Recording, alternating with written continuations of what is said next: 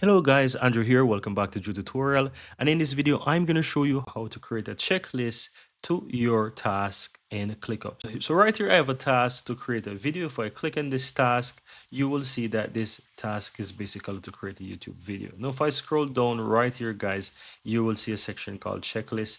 I can simply go ahead and click on create a checklist, and I'm going to just add a few. So right here, the default word is there as checklist. I can highlight that and I can just say find video idea. Let's say that's the first one.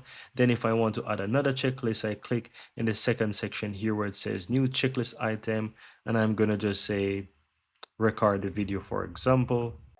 And if I want to add another checklist, I click add again and just start basically adding these. So that's another one to edit the video, for example, and you get the general idea. So once you finish, guys, you can see that these are actually added here. So find the video idea, and then right here you can see that it's basically says to record the video, edit the video. May add another one that say post the video on YouTube, for example, and that's pretty much it. So right there, if you want to add checklists, this is how you can easily do it.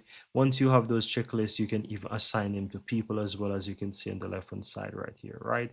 And that's pretty much it. If you want to, let's say, add, for example, a task for that checklist, you can also do that. If you want to create a subtask for that, you can also do that as well. So let's say I want to create a subtask after recording the video.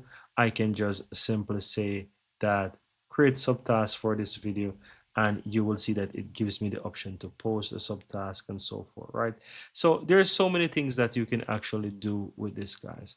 And that's really it, guys. There's so much to learn within ClickUp. If you would like to learn more, check out the playlist within this video, or let me know in the comments below what you'd like to learn about ClickUp. I'll be more than happy to create a video for that. Thank you guys for watching, and see you in the next